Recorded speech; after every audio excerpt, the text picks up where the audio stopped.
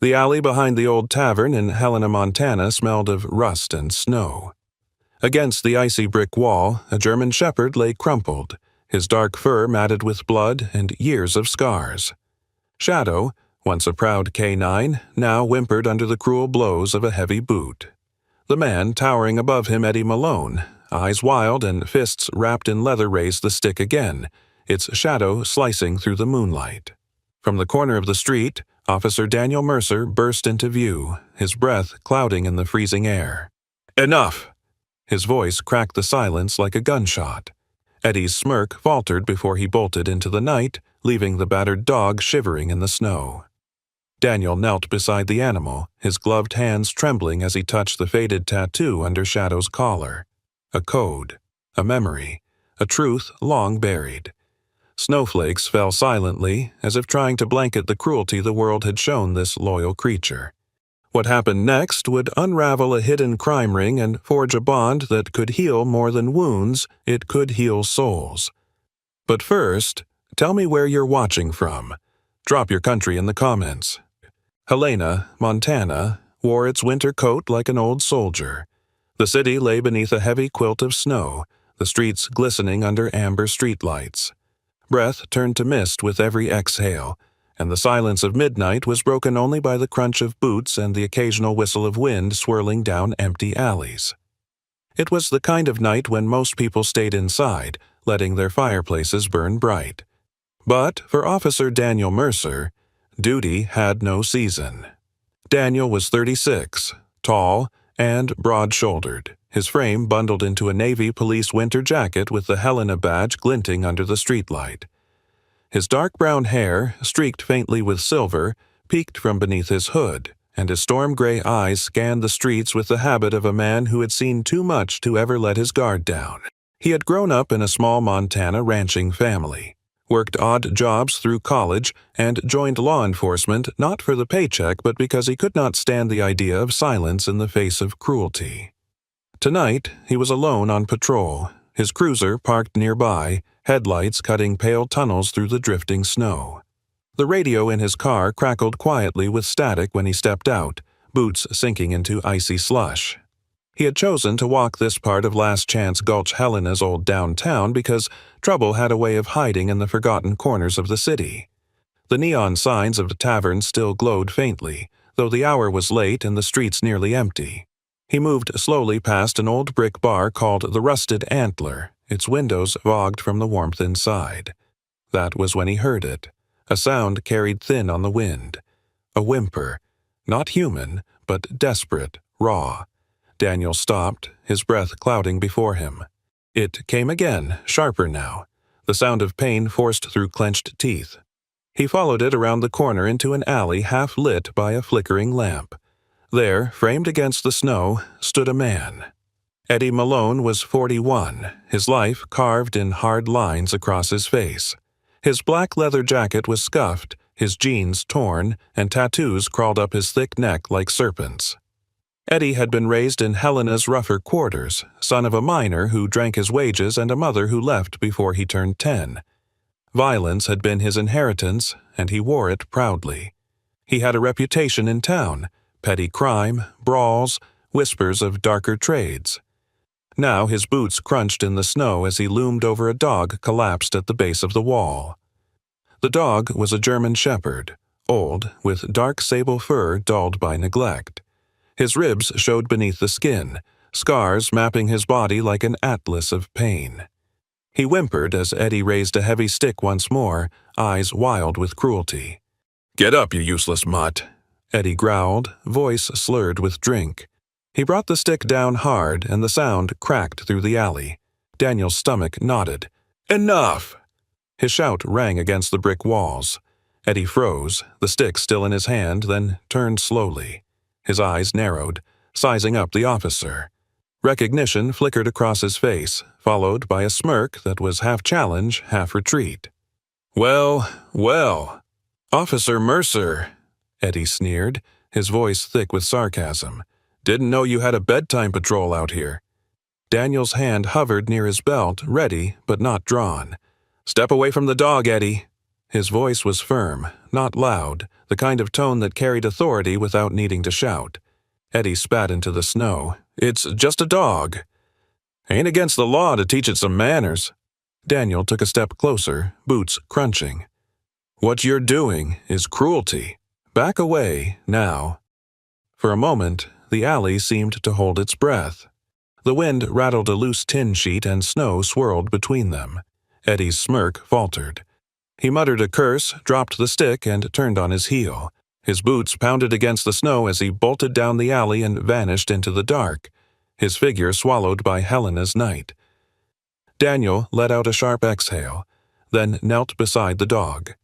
The shepherd whimpered, shrinking at first, then lifted weary amber eyes to meet his. Daniel reached a gloved hand gently toward him. "Easy, boy. You're safe now." The dog shivered, ribs rising and falling shallowly. Daniel noticed a faint mark under the matted fur near the neck. A tattooed code, faded with time. Something stirred in Daniel's memory, but the moment was broken by a voice behind him. "Officer Mercer?" Daniel turned to see an elderly woman standing at the mouth of the alley. Martha Green was 67, her gray hair tucked beneath a knitted hat, her frame wrapped in a wool coat patched at the elbows. She had lived in Helena all her life, widowed early, her children long since moved to other states. Her eyes, though weary, carried the resilience of someone who had weathered Montana's harsh winters and life's storms alike. She leaned on a cane, her boots crunching timidly in the snow. I saw what happened," Martha said, her voice quivering. "That man, Eddie, he's been hurting that dog for weeks now. Sometimes I hear the yelps from my window. But," she looked down, ashamed, "he threatened me. Said if I ever called the police, I'd regret it. So I kept quiet." Daniel's jaw tightened. He looked back at the dog who had curled weakly against the wall, then at Martha. "You did the right thing tonight." Speaking up, tears welled in Martha's eyes. "I wish I had sooner." Daniel shook his head gently. "What matters is, you told me now." He stood, brushing snow from his knees, then leaned down to scoop the dog into his arms. The shepherd whimpered, but didn't fight. Daniel felt the weight too light for such a large breed, bones pressing against his uniform. Martha stepped closer, her cane crunching into the snow. "Is he going to make it?" Daniel met her gaze. "I don't know, but I'm not leaving him here." Snow swirled again through the alley as Daniel carried the dog toward his cruiser. Martha watched, her lips pressed tight with guilt and relief. The neon from the tavern flickered above them, throwing fractured colors across the snow. Blood and white, cruelty and compassion. Tonight, Helena's silence had been broken, and a new story had begun. Snow still drifted over Helena as Officer Daniel Mercer eased the battered German shepherd into the back seat of his patrol car. The cruiser's heater groaned against the icy air, fogging the windows as Daniel glanced into the rearview mirror. The dog's chest rose and fell shallowly, his amber eyes half closed, a faint whimper rattling in his throat. Daniel gripped the steering wheel tighter, the neon lights of the rusted antler fading in the distance behind him. He turned toward the south end of town, where a small veterinary clinic stood with its porch light glowing like a beacon in the storm. The Helena Veterinary Center was modest, a single-story brick building tucked beside a shuttered grocery store. Its sign creaked in the wind. Snow piled high against the front steps. Daniel parked close, rushed around, and lifted the German shepherd into his arms again. The dog was lighter than he should have been, ribs sharp under Daniel's gloves. He shouldered through the glass doors, bells chiming sharply against the quiet night. Inside, the warmth hit him like a wave, along with the faint smell of antiseptic and hay. A woman emerged from a side door, tying back loose strands of brown hair. Dr. Rachel Whitmore was 33, tall and steady, wearing olive scrubs beneath a fleece jacket. She had a straight posture that came from years of discipline, a remnant of her time serving as a veterinary officer in the U.S. Army. Montana-born, she had returned home after deployment overseas, carrying both experience and a quiet gravity. Her hazel eyes widened when she saw Daniel with the bleeding animal in his arms. "Bring him here," Rachel said, motioning briskly toward an exam table. She slipped on gloves, her tone clipped but calm. Daniel laid the dog down. Found him behind the rusted antler. Eddie Malone was beating him. I got there before it got worse. Rachel's hands moved quickly, examining the dog's limbs, her fingers pressing along the ribs. Shadow whimpered but didn't resist, his trust reluctant but present. Rachel's voice softened. "You've been through a war, haven't you, boy?" She looked up at Daniel. Fractured ribs, contusions across his hindquarters, dehydration, signs of chronic malnutrition. He's weak, but I've seen worse. Daniel's chest loosened with a breath he hadn't realized he'd been holding. "Can you save him?" Rachel glanced back at the faded patch of skin beneath the dog's collar. A string of numbers was tattooed there, blurred with age, her brows furrowed. "This isn't just any shepherd." "He's former law enforcement, a canine." Daniel blinked, leaning closer. "You're sure?" Rachel nodded. "Yes. I've treated military working dogs. That's an identification code. He served once, and hard." She met Daniel's gaze, her voice firm. "Whatever he's endured since, he deserves better than this." Daniel rested a hand gently on the dog's shoulder. The shepherd's amber eyes flickered open briefly, meeting his, and something passed between them, an ember of loyalty that had not yet gone out. Rachel prepared injections and fluids, explaining each step as she worked. She cleaned wounds, bound ribs, and set an IV. The room filled with the quiet hum of machines, the steady rhythm of the dog's breathing. Daniel stood nearby, his uniform damp from melted snow, refusing to sit. He had always thought of himself as detached when it came to cruelty cases, but this time felt different. A knock came at the clinic door. Daniel turned, hand instinctively to his belt until he recognized the frail figure framed by the frosty glass. He opened the door to find Martha Green, bundled in her patched wool coat, balancing a steaming pot cradled in her mittened hands. "I thought you might need this," Martha said softly. Her cheeks were flushed from the cold, her breath puffing in the air. She had walked all the way from her small apartment despite the snow. "You both look like you haven't eaten." Daniel accepted the pot, the rich smell of chicken stew rising through the steam. "Thank you, Martha." "You didn't have to. I should have done more before tonight," Martha whispered, glancing toward the exam room where Shadow lay. "But at least now, maybe he has a chance." Inside, Rachel looked up with a faint smile at the scent filling the clinic. "That smells like a home." Martha set the stew down and approached slowly, her cane tapping on the linoleum floor. She reached out a trembling hand toward Shadow, hesitated, then stroked his fur gently. "He used to bark when I walked past Eddie's yard," she said, her voice thick with emotion. "I never knew his name." But he always had such proud eyes. Daniel watched the shepherd stir faintly under Martha's touch, his tail twitching once against the table. He swallowed the knot in his throat. Hours passed as snow piled deeper outside, burying Helena in silence. Rachel worked tirelessly, Daniel holding Shadow steady when needed. Martha sat nearby, her cane resting against the chair, sharing stories of the town, perhaps to soothe herself as much as the others. She spoke of her late husband, a railroad worker, and of winters when the snow rose taller than fences. Her presence was a comfort, a reminder that kindness endured in small acts. By dawn, Shadow's breathing had steadied, his body wrapped in fresh bandages, fluids coursing through his veins. Rachel wiped her forehead with the back of her sleeve. "He'll live. But it won't be easy. He's carrying scars that don't just heal with stitches." Daniel placed a hand over Shadow's paw. The shepherd's eyes flickered open again, faint but resolute. There was no fear there now, only exhaustion, and beneath it, a fragile thread of trust. Daniel felt something shift within him. "He's still got fight left," Daniel murmured. Rachel met his gaze. Yes, and, with the right person, he might find his way back. The snow outside glowed pink under the first light of morning. Inside the clinic, warmth hummed in the vents.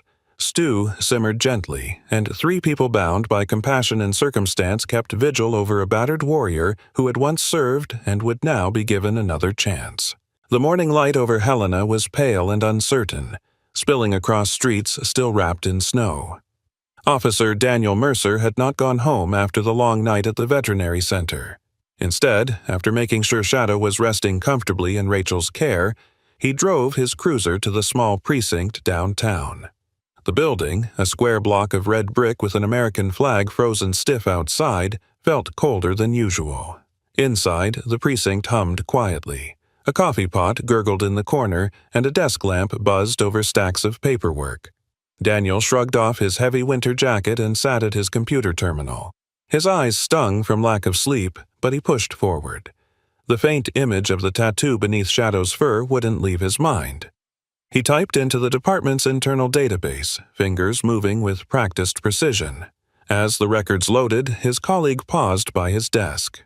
Sergeant Paul Hennings was in his mid-50s, a sturdy man with thinning blonde hair and a wide frame pressed into his gray sheriff's office sweater. He had served Helena law enforcement for 3 decades, the kind of officer who had seen everything from barroom brawls to wildfires. His voice carried the gravel of too many cigarettes. "You're in early, Mercer." "Or maybe you never left." Hennings dropped a file onto his own desk and glanced at Daniel's screen. "What's got you digging through old K9 archives?" Daniel rubbed his eyes. "Dog I found last night, badly beaten. He's got a tattoo ID, looks like he was once a service dog."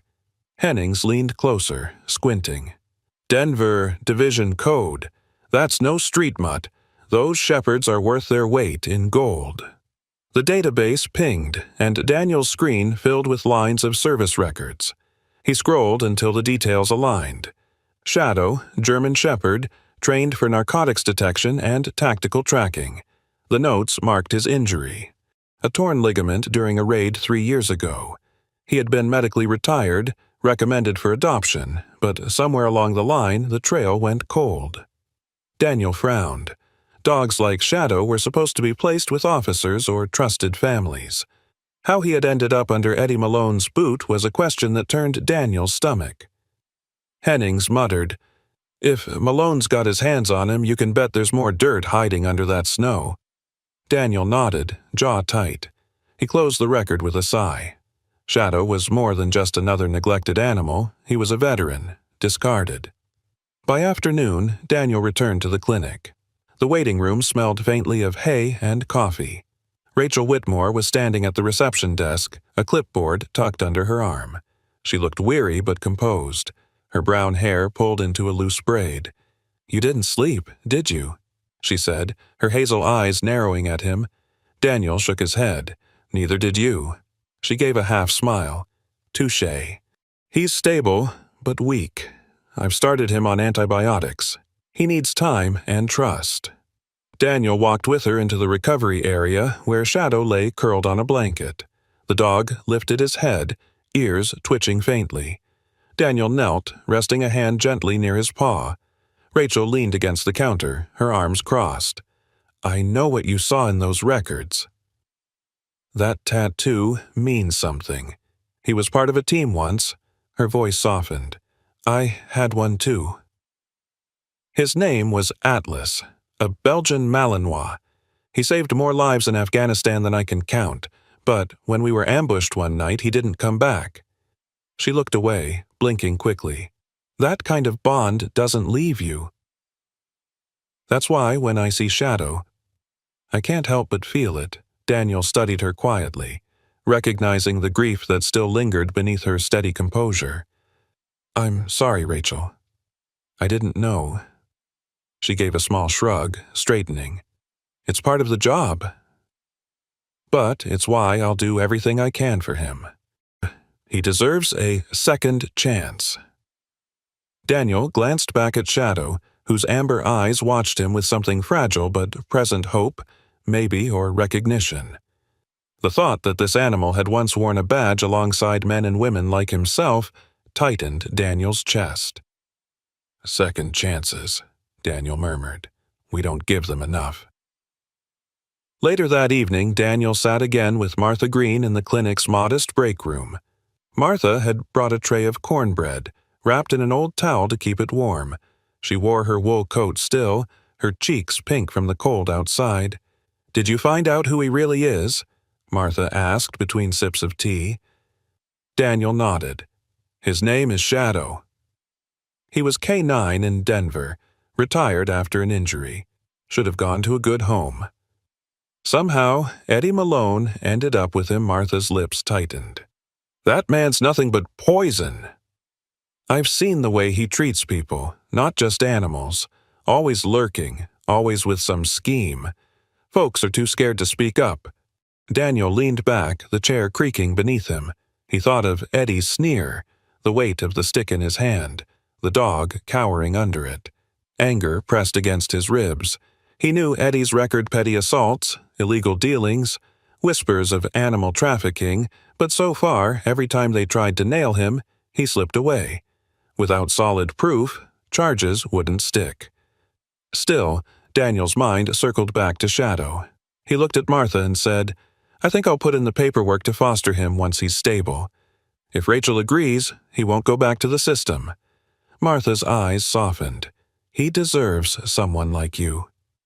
And maybe you deserve him too. As night fell again over Helena, the snow outside piled higher, swallowing the sidewalks and muting the world. Inside the clinic, Daniel sat beside Shadow's recovery bed, his heavy hand resting near the shepherd's paw. The dog breathed slow and even, wrapped in bandages, his amber eyes flickering open long enough to meet Daniel's gaze. For the first time in years, Shadow wasn't alone. The snow in Helena had not let up. By the following week, the town's rooftops sagged beneath white drifts, and plows worked endlessly to carve narrow paths through the streets. For Officer Daniel Mercer, the winter storm only deepened the shadows in his mind. His focus had narrowed to Eddie Malone, whose name was already smudged across countless police reports without enough evidence to stick. Daniel spent his off hours driving inconspicuously through the outskirts of Helena, his cruiser lights off, a plain beanie pulled low over his dark hair. His storm-gray eyes never stopped scanning. He wasn't the kind of man to stalk without purpose, but something about Eddie gnawed at him. And he wasn't alone in his suspicions. On the third night of watching, he found himself parked a quarter-mile from an abandoned grain warehouse off Canyon Ferry Road. The building, once painted red, had faded to rust and rot.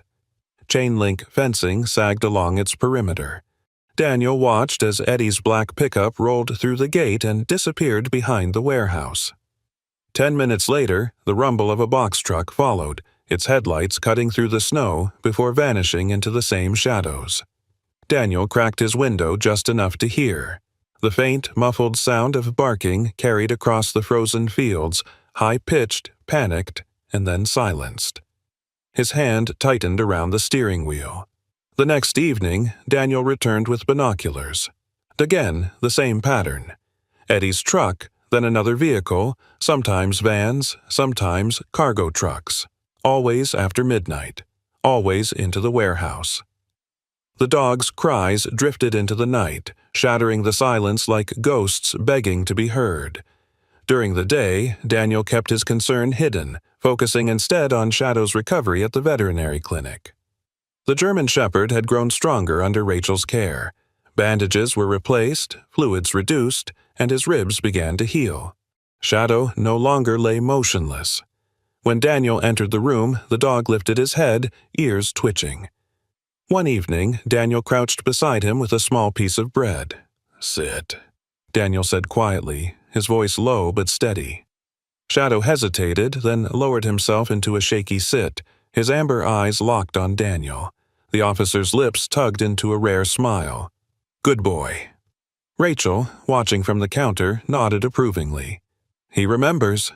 It's muscle memory. Training like his doesn't fade easily. Daniel leaned closer, his voice barely above a whisper. "Neither does loyalty." Rachel's expression softened. "He's responding to you more than anyone else." That matters. The next day, Daniel tested him further. He dropped a set of car keys on the floor. "Fetch." Shadow tilted his head, then slowly picked them up in his jaws, placing them back into Daniel's hand. It was clumsy, but it was proof. Shadow's canine instincts were intact. That evening, Martha Green stopped by again, carrying a small knitted blanket she claimed might keep Shadow warmer in the clinic. She wore her patched winter coat and had a knitted scarf wound 3 times around her neck. Watching Daniel work with Shadow, Martha's tired eyes gleamed. "It's like he was waiting for you," she said softly. Daniel looked at her but said nothing.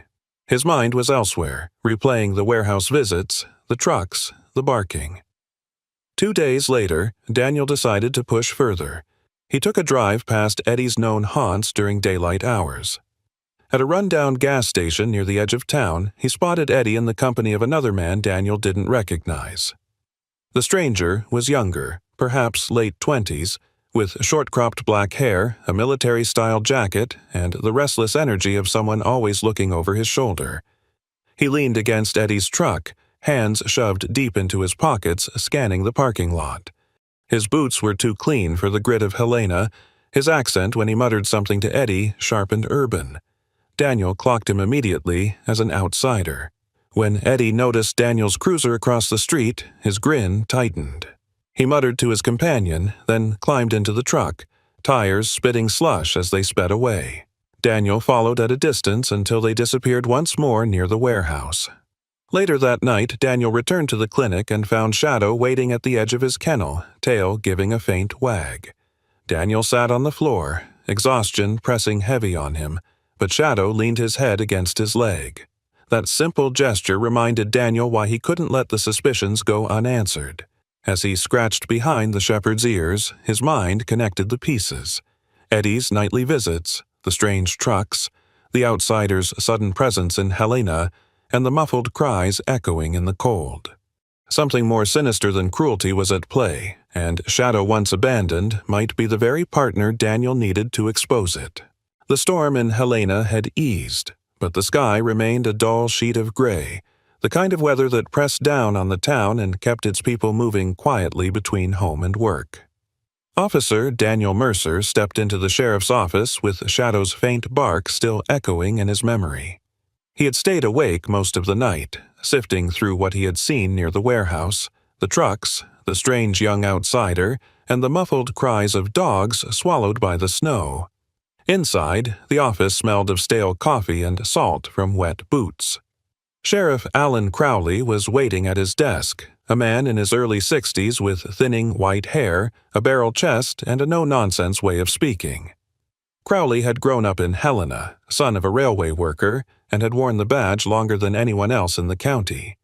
His uniform was pressed, but his eyes tired, the eyes of a man who had fought too many battles with too little manpower.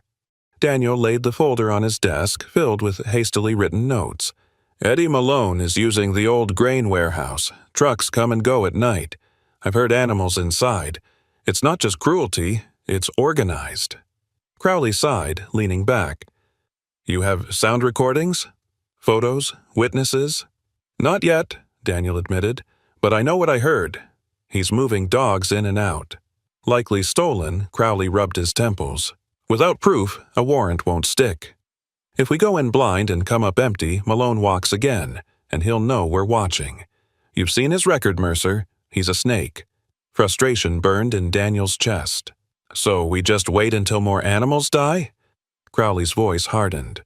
"We wait until you give me something I can use in court." Daniel left the office with a bitter taste in his mouth.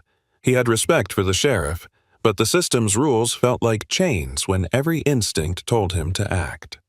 That evening, Daniel drove to Martha Green's modest apartment complex on the east side of town. Martha answered the door in her wool sweater, her cane tapping softly against the floor. She had brewed chamomile tea, and the warmth of the little apartment contrasted with the chill of the outside world. "They all fear him, Officer Mercer," Martha said, her voice trembling as she sat across from him at her kitchen table. "Eddie doesn't just beat animals. He threatens people. I've heard neighbors whisper about losing pets. Some families packed up and left because of him, but when he looks at you with those dead eyes, you keep quiet. It's safer," Daniel nodded grimly. "I can't build a case on whispers, Martha, but if I can prove he's moving animals, maybe that changes." Later that night, Daniel returned to the outskirts with Shadow in the passenger seat of his cruiser. The shepherd was stronger now, healed enough to walk on his own. His ears pricked when they neared the warehouse road. Daniel parked far back and let Shadow out, the leash firm in his hand. Snow crunched underfoot as they approached the field. Shadow's nose worked the air, tail stiff. Daniel followed the dog's lead, trusting instincts honed by years of training. The shepherd pulled toward a patch of frozen earth behind the warehouse where the snow was uneven. Daniel knelt, brushing aside the frost. What lay beneath made his stomach knot. The earth had been disturbed, shallow graves hidden poorly. Bits of bone jutted through the soil, the unmistakable remnants of dogs discarded like trash. Shadow whined, pawing at the ground, his body tense with agitation. Daniel's jaw tightened as he realized what this meant. Eddie wasn't just keeping animals alive, he was discarding them when they were no longer useful. He snapped photos with his phone, every angle captured with shaking hands. Forensics could later confirm, but this was something. Not enough for a full raid, perhaps, but it was the beginning of a case. On the way back to the car, Daniel noticed Shadow suddenly stiffen, ears perked toward the tree line. A low growl rumbled in his throat. Daniel froze, hand brushing his sidearm, but after a long moment the sound faded. Whoever or whatever had been there slipped away unseen. Back at the clinic, Daniel showed the photos to Rachel. She stood in the small break room, arms folded, her hazel eyes narrowing as she studied the images. "Graves," she said quietly. "That's deliberate." "He's been doing this a long time." Daniel nodded, exhaustion heavy on his shoulders. "It's still circumstantial, but it's more than we had yesterday." Rachel glanced toward Shadow, who had curled on a blanket, his body taut even in rest. "He knows," she murmured. "That dog remembers more than we can see." Daniel crouched beside Shadow, his hand resting gently on the shepherd's scarred shoulder. The dog lifted his head, amber eyes glowing faintly in the clinic's dim light. Daniel saw not just the pain of what had been done, but the fire of what still lingered, a will to fight, to serve, to guard. "I won't let them bury you too," Daniel whispered. The snow outside continued to fall, quiet and relentless. Inside, Daniel knew the path forward was treacherous, but with Shadow at his side he felt the weight of his anger shift into resolve. Eddie Malone's hidden network was no longer just rumor. It was real, and it had left its mark on the land and on Shadow. Now, Daniel had seen it with his own eyes. The wind howled through Helena that night, shaking shutters and rattling loose wires along the frozen streets. Officer Daniel Mercer drove home from the precinct with Shadow in the passenger seat, the shepherd's amber eyes fixed on the passing snow. After the grim discovery behind the warehouse, Daniel felt both relief and dread relief that he had something tangible to build a case. Dread because he knew Eddie Malone would not stay blind for long. Daniel's home was a modest single-story cabin on the outskirts of town, a place with more practicality than charm. Pine trees clustered around the lot, their branches heavy with snow, and a narrow gravel path wound toward the porch. He parked, shoulders tense, his instincts restless. Shadow leapt down first, sniffing the air, muscles tight under his fur. Inside, Daniel warmed the cabin with the old iron stove, tossing wood onto the fire until orange light flickered against the walls. He hung his coat by the door and poured water into a bowl for Shadow, who drank eagerly before circling the rug near the fire. For a brief moment, Daniel allowed himself the comfort of silence. The silence shattered an hour later when glass exploded across the living room floor. Daniel dropped his mug, hand going straight for his sidearm. A second stone crashed through the front window, scattering snow across the carpet. Shadow leapt to his feet, growling deep, ears pinned back. Daniel rushed to the window, peering into the storm. Two shadowy figures sprinted down the road, their boots kicking up powder. One turned just enough for Daniel to recognize the bulky frame one of Eddie's hangarounds, a man named Clint Doyle. Clint Doyle was 35, broad-shouldered with a shaved head and a scruffy beard. He had grown up in Helena's trailer parks, a childhood marked by neglect and petty crime. Too lazy for steady work, he had attached himself to Eddie years ago, running errands and taking orders in exchange for beer money and protection. Tonight, his leather jacket flapped behind him as he disappeared into the dark. Daniel cursed under his breath, holstering his weapon. The warning was clear. Eddie knew he was watching. The next morning, Daniel called Rachel from the precinct. She arrived at his cabin just after dawn, wearing a heavy parka over her scrubs, snow still clinging to her boots. Her brow furrowed as she inspected the shattered glass taped over with cardboard. "You can't stay here alone, Daniel," she said firmly. "They're escalating." "Next time, it won't just be rocks." Daniel leaned against the kitchen counter, exhaustion lining his face. "I can handle Eddie's scare tactics." Rachel crossed her arms, her hazel eyes sharp. "That's not bravado talking, that's recklessness." "You forget I've seen ambushes before. You don't get to play lone hero." Before Daniel could respond, Shadow padded over, his body tense, nose working the air near the doorway. A low growl rippled from his throat. Daniel followed his gaze and spotted fresh tracks in the snow just beyond the porch boots circling the cabin before veering back toward the road. Daniel knelt, scratching Shadow behind the ears. "Good boy. You caught them."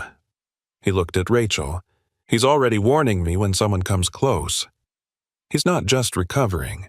He's remembering Rachel crouched too, resting a hand lightly on Shadow's bandaged ribs. He's alert, protective. That's a partner's instinct. He's bonding to you. Daniel. Later that evening, Martha Green arrived with a casserole wrapped in foil, bundled in her patched winter coat. She clucked disapprovingly at the broken window. "They're trying to scare you, son." "That's what Eddie does, but fear only works if you let it." Daniel smiled faintly. "You never seemed like someone who let fear stop you, Martha." "I've had 67 winters in Montana. Fear gets old after a while," she said, settling the dish on the table. "But I'll tell you this, people in this town are watching. They just need someone willing to stand up first." As the three of them ate by the fire, Shadow lay close to the door, his ears never relaxing, his gaze sharp at every creak of the wood. Daniel noticed the way the shepherd positioned himself between the door and the room, a silent sentinel. For the first time, Daniel felt he wasn't guarding alone. That night, long after Rachel and Martha left, Daniel sat in the darkened living room, listening to the wind scrape across the eaves. Shadow stirred suddenly, growling again, moving to the window. Daniel grabbed his flashlight and stepped onto the porch. The beam cut across the snowy yard, illuminating only empty trees and swirling flakes. Whoever had been near had already gone. Daniel exhaled slowly, but his hand found the dog's head, steady and warm. "We'll be ready next time, partner." Inside, the fire cracked, snow fell heavy outside, and the warning in the dark hung like a shadow over the cabin. The winter sky over Helena had turned the color of slate by the time Daniel Mercer parked his cruiser half a mile from the abandoned grain warehouse. The evening air was sharp, cutting through his heavy jacket, and the fields surrounding the property lay buried under crusted snow.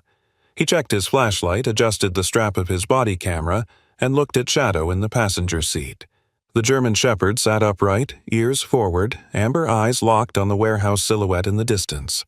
Daniel whispered, "Quiet tonight, partner." Just enough to get what we need. Shadow gave a low rumble in his throat, as though answering. He left the car and moved across the frozen field, Shadow close by his side. The warehouse loomed larger with every step, its corrugated metal walls rusted, windows blacked out with plywood. The chain-link gate sagged open enough to slip through. Daniel crouched low, his breath rising in clouds, heart pounding steady. Inside, the air was fetid, a cocktail of rust, waste, and something sour, the stench of suffering. His flashlight cut through the gloom, illuminating rows of cages stacked along the walls. Dogs lay inside, some whimpering weakly, others lifting their heads only long enough to see the intruder before collapsing back into despair. One cage held a German shepherd with a torn ear and dulled eyes that still carried the sharpness of training. Another contained a Labrador, ribs protruding, paw swollen. Some cages were empty, but bore dried blood on the floor. Daniel clenched his jaw, bile rising in his throat. He activated his body camera, sweeping it across the rows. "Evidence," he muttered under his breath. This time you won't slip away, Eddie." A sudden clang echoed from deeper inside the warehouse. Daniel froze, Shadow stiffening beside him. He moved toward the sound, his light sweeping across the floor, catching the outline of chains and a bucket overturned. He knew he didn't have long. From outside came the low growl of engines. Headlights cut through cracks in the boarded windows. Trucks, Eddie was back. Daniel cursed under his breath and switched off the flashlight. He crouched beside Shadow, whispering, "We have to go." The warehouse doors screeched open, spilling yellow light inside. Voices followed, harsh and mocking. Eddie Malone's voice was unmistakable, slurred yet sharp. "Unload it quick!"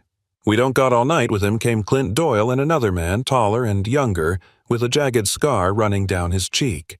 The newcomer was Travis Moyer, about 30, gaunt but wiry, his leather jacket patched and his hands wrapped in fingerless gloves. Travis had grown up in Billings, bouncing from odd jobs to petty theft, finally drifting into Eddie's crew for a taste of belonging. He was restless, always scanning the shadows, the kind of man who would strike first and think later. As Eddie and his men dragged a crate inside, Shadow let out a sharp bark, the sound cracking like a gunshot in the silence. Eddie spun, eyes narrowing. "Who's there?" Daniel bolted toward the rear exit, Shadow bounding beside him. Boots thundered on the concrete behind them. Eddie shouted, "Get him!" Shadow barked again, loud and ferocious, echoing through the cavernous space. The sudden noise threw the men off, their curses stumbling in the dark. Daniel shoved through the rear door, the freezing night air burning his lungs. He sprinted across the field, Shadow at his side as headlights swept behind him. Bullets of light danced across the snow, but no shots followed. Eddie wasn't ready to risk that kind of attention yet. By the time Daniel reached his cruiser, his chest heaved with cold air. He shoved open the door, Shadow leaping in first. Tires spun against ice as he pulled away, the warehouse shrinking behind him. In the mirror, he could still see Eddie's silhouette in the doorway. Fists clenched, mouth moving in curses Daniel couldn't hear. Back in town, Daniel uploaded the footage to a secure drive at the precinct, his hands shaking as he typed the report. For the first time, he had undeniable proof. Cages, dogs, filth, evidence of organized cruelty. It wasn't enough for a raid yet, but it was a weapon to use. That same evening, Martha Green gathered with several neighbors in her small living room. The heater hummed, and steam fogged the windows as people shifted nervously on worn-out couches and chairs. Martha, cane resting against her chair, spoke firmly despite her age. "Eddie Malone has ruled us with fear too long, but we don't have to be silent anymore. Officer Mercer is standing up. If we don't back him now, no one ever will." The neighbors' men and women in their 40s and 50s, tired from long days of labor, nodded slowly. A farmer named Walter Briggs, heavy-set and quiet, admitted his dog had vanished last year. A waitress named Lydia Cross, mid-30s with streaks of gray in her hair, said she'd seen trucks near the warehouse late at night. Each of them had a story, a thread of evidence that, when tied together, could form a rope strong enough to pull Eddie down. Martha's voice grew firmer.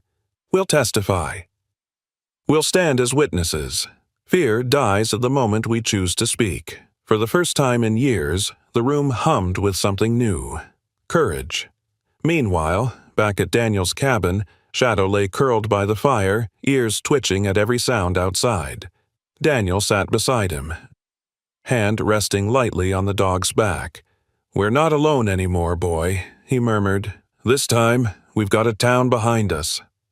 The storm outside whispered against the windows, but inside the fire burned steady, and the war against Eddie Malone had begun to turn. The snow in Helena had crusted into hard layers, sharp under the boots, and the forests east of town stood silent and unforgiving. Officer Daniel Mercer drove carefully along a winding trail, Shadow pacing in the back seat of the cruiser, his body tense. Daniel had received an anonymous tip earlier in the day. A note slipped under his cabin door with only a time and location scrawled in hurried handwriting. North Hollow Clearing, midnight. Proof. He knew better than to trust messages like that, but Eddie Malone's handprints were all over it. The trees closed in as he parked near the trailhead. The moon gave little light, swallowed by clouds, and the world smelled of pine and cold iron. Daniel clipped a lead onto Shadow's collar, whispering, "Stay sharp, boy." The shepherd's ears flicked, his amber eyes scanning the darkness ahead. As they moved deeper into the woods, the silence thickened. Then, a twig snapped. Shadow stiffened, growling low. From the shadows, a figure emerged. Eddie Malone himself, leather jacket zipped high, a cigarette glowing faintly between his lips. His face was twisted with a grin too calm for the situation. "Well, Mercer," Eddie drawled, tossing the cigarette into the snow. "I knew you'd come. Always playing the hero, always sniffing around what ain't yours." Daniel's hand hovered near his weapon. "You set this up." "What's your game, Eddie?" Eddie chuckled, stepping closer, boots crunching. "Game's simple. You walk away. Forget about warehouses, trucks, cages. Forget about me. Otherwise, you don't walk out at all." His hand slipped behind his back, and the faint glint of steel caught the moonlight. Before Daniel could react, Shadow surged forward. The German shepherd lunged, jaws snapping around Eddie's wrist as he drew the knife. Eddie screamed, the blade clattering into the snow. Shadow's growl vibrated through the night, his teeth locked firm. Daniel closed the distance in seconds, tackling Eddie to the ground. He twisted Eddie's arm behind his back, Shadow still snarling beside them. Snow sprayed around them as Eddie thrashed, spitting curses. Daniel hissed, "It's over, Eddie." But the sound of boots crunching through the snow warned otherwise. Figures emerged from the tree line. Clint Doyle and Travis Moyer leading half a dozen others, faces shadowed under hoods, hands gripping bats and pipes. Their laughter was low and ugly. Clint sneered, his breath steaming in the cold. "Thought you could take him alone, cop? Should have stayed home." Daniel's pulse hammered. He dragged Eddie upright, pressing him forward like a shield. Shadow snarled, pacing, ready to strike again, but the odds were shifting too fast. Back in town, Martha Green had grown uneasy. She hadn't slept since seeing Daniel head out earlier, her cane resting useless by her chair as she stared at the phone. She finally dialed Rachel Whitmore, who answered groggily in her apartment above the clinic. "Rachel," Martha said, her voice trembling, "he went into the woods." "Eddie set him up, I know it. We can't just sit here." Rachel grabbed her parka, tugging boots on quickly. "I'll call Crowley." "Stay put, Martha. If he's in trouble, we'll get him out." Minutes later, Rachel stood in the sheriff's office, face flushed from the cold, demanding action. Sheriff Alan Crowley rubbed his temples but didn't hesitate long. "All right, we'll send a unit.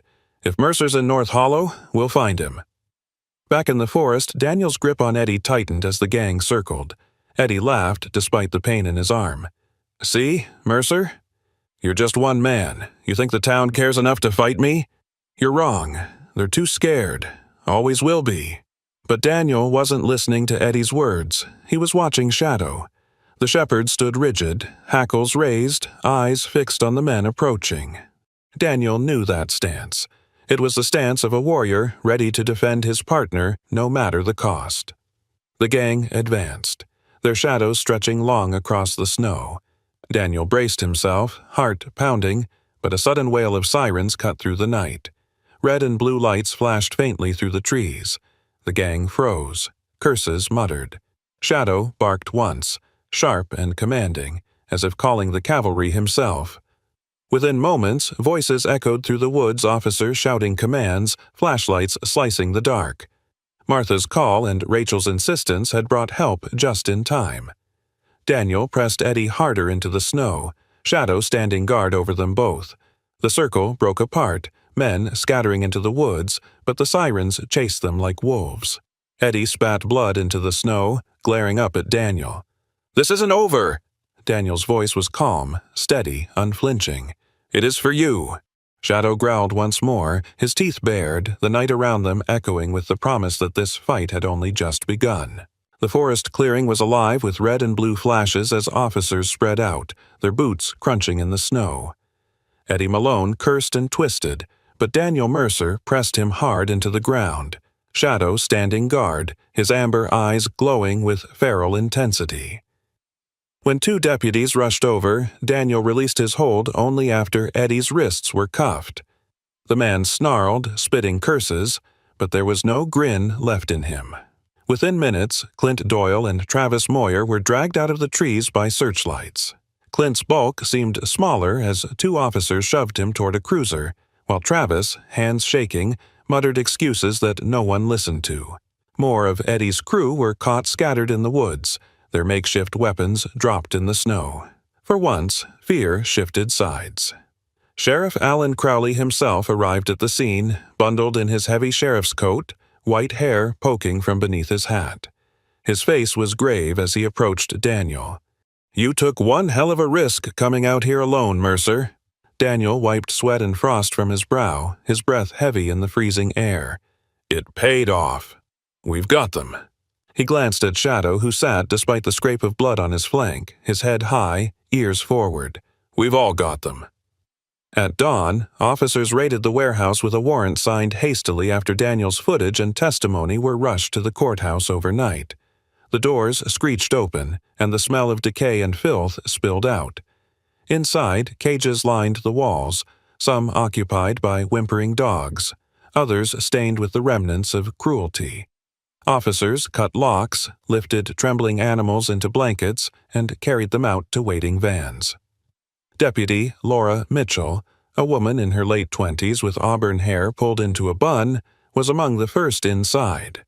Fresh to the force, she had grown up on a ranch outside Bozeman and had joined Helena's department to prove herself. She knelt by a cage holding a small husky mix, whispering gently as she coaxed it into her arms. Her voice broke as she carried the shivering animal into the daylight. By the time the raid ended, more than a dozen dogs had been rescued. Among them were 2 retired K9s, still wearing faded collars with identification tags, their bodies scarred, but their eyes bright with recognition. News of the operation spread quickly through Helena. Neighbors who had whispered in fear for years now gathered in cautious relief outside the tape, murmuring gratitude to the officers who had finally acted. Back at the station, Eddie Malone sat in an interrogation room, his leather jacket stripped, his hands cuffed to the table. He glared at Daniel through the glass, his face twisted but his eyes hollow. On the table lay a stack of evidence. Daniel's body camera footage, photographs of the graves behind the warehouse, testimonies from Martha Green and others who had lived under Eddie's shadow. The case was airtight. Charges were read aloud later that afternoon. Animal cruelty, trafficking, assault, and multiple counts of intimidation. Eddie shouted and banged on the table, but every word fell flat against the thick wall of proof. For once, the law had him pinned. Shadow, meanwhile, had been treated by Rachel for a gash on his side from the scuffle in the woods. The shepherd lay on a blanket at the clinic, his body tired but his spirit unbroken. When Daniel knelt beside him, Shadow's tail thumped faintly, his gaze steady. Rachel, still in her olive scrubs with her braid falling loose, watched them quietly. "He shouldn't be alive after everything he's been through," she said softly, "but he's still standing." Daniel placed a hand gently on Shadow's shoulder. "He's more than standing. He's fighting." That evening, Martha visited the clinic, her cane tapping on the floor, her patched coat pulled tight around her. She lowered herself into a chair near Shadow's blanket, her eyes glistening. "He's a hero, same as any man in uniform," she whispered. "And so are you, Daniel." Daniel shook his head. "He's the one who saved me." More than once, the old woman smiled faintly, her voice thick with pride. "Maybe you saved each other." Outside, the streets of Helena were quieter, safer. Eddie's name no longer carried the weight of fear, but the shame of a criminal. Inside the clinic, Shadow dozed like a soldier finally at rest, his chest rising steady, his body scarred, but his dignity intact. For Daniel, the battle wasn't just about law or justice anymore, it was about honoring the warrior who had stood beside him in the snow. The trial and paperwork were finished by the time March sunlight began to soften the edges of Helena's snowdrifts. The courthouse had echoed with testimony, evidence, and the heavy finality of Eddie Malone's sentencing. For the first time in years, people in town walked with their heads higher. Behind every conversation in the diner or grocery store was the same quiet relief. The shadow that had hung over them was gone. At the small veterinary clinic, Daniel Mercer signed the final adoption forms. His name was neatly typed beside Shadow's new identification. Across the counter, Dr. Rachel Whitmore handed him the folder with a small smile.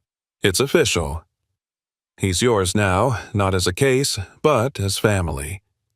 Rachel looked tired but lighter, as though watching Shadow survive had given her a measure of peace after the loss of Atlas. She wore her olive jacket over scrubs, her braid falling loose over her shoulder.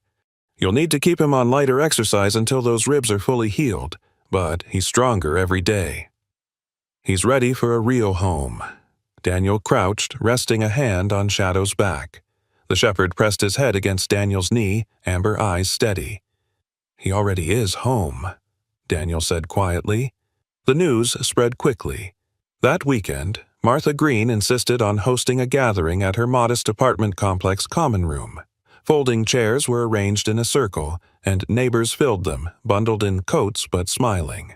Martha herself wore her patched wool coat and a knitted scarf she had made years ago. She tapped her cane for attention. "Tonight," Martha announced, "we celebrate not only Eddie Malone being behind bars, but also this brave soul finding where he belongs." She pointed her cane toward Shadow, who sat proudly at Daniel's side, tail sweeping slowly against the floor. A ripple of applause filled the room. Among the crowd were townsfolk who had once stayed silent Walter Briggs, the farmer who had lost his dog, Lydia Cross, the waitress who had seen too many trucks in the night, and Deputy Laura Mitchell, fresh uniform pressed, auburn hair tied back neatly, still glowing with the pride of rescuing her first victims. Each one spoke, sharing how Daniel's persistence and Shadow's courage had inspired them to step forward. Rachel stood too, her voice firm. "What happened here should never happen again, but it's not just up to officers or vets. It's up to every one of us. We must protect those who can't speak for themselves." Daniel picked up the thread, his storm gray eyes sweeping the room. "That's why I'm starting something new. A community program, Protect Our Companions. It'll connect officers, vets, and citizens. We'll track reports of neglect, provide safe fosters, and make sure no one like Eddie can hurt another animal in this town again." The room filled with nods and murmurs of approval. Martha's eyes glistened with tears. "About time someone put it in writing," she whispered. When the gathering ended, people stopped to kneel beside Shadow, stroking his fur, whispering gratitude. The German shepherd accepted their touches calmly, his amber eyes no longer wary but calm, almost regal. For Helena, he had become more than a dog. He was a symbol of survival and justice. Later that night, Daniel returned to his cabin. The broken window had long been repaired, the snow shoveled from the path. He set his gear by the door, stoked the fire, and let Shadow roam the small house freely. The shepherd explored briefly before settling by the hearth, curling into the rug with a sigh. Daniel sat on the couch, boots off, a mug of coffee steaming in his hands. He watched the flames flicker against Shadow's scarred coat. The dog blinked up at him, eyes soft, before resting his head on his paws. There was no fear in his gaze now, only trust. Rachel had stopped by earlier to drop off extra medical supplies, and Martha had insisted on leaving a basket of fresh bread. Their kindness lingered in the air like the scent of pine. Daniel leaned forward, resting a hand gently on Shadow's back. "We made it, partner, you and me outside." Helena slept in peace under a clear winter sky. Inside, the warmth of the fire spread, and for the first time in a long time, both man and dog felt whole. Shadow's chest rose and fell in steady rhythm, his body relaxed, his warrior's heart finally at rest.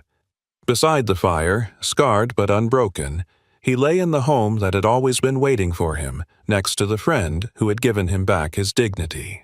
Sometimes the greatest miracles are not thunder in the sky or parting seas, but a single life saved from cruelty. Shadow's story reminds us that even in the darkest nights, God places people and moments in our path to prove that compassion is stronger than fear. The scarred dog found not just rescue but a home, because one man chose to act, and because a community chose courage over silence.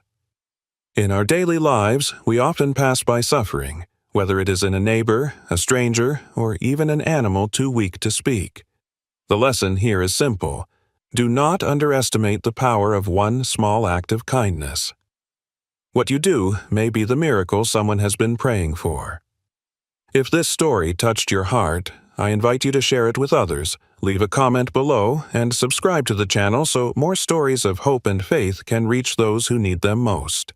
And as you finish watching, may God bless you and your loved ones with protection and peace. Type Amen in the comments if you believe that every act of love carries a spark of God's miracle.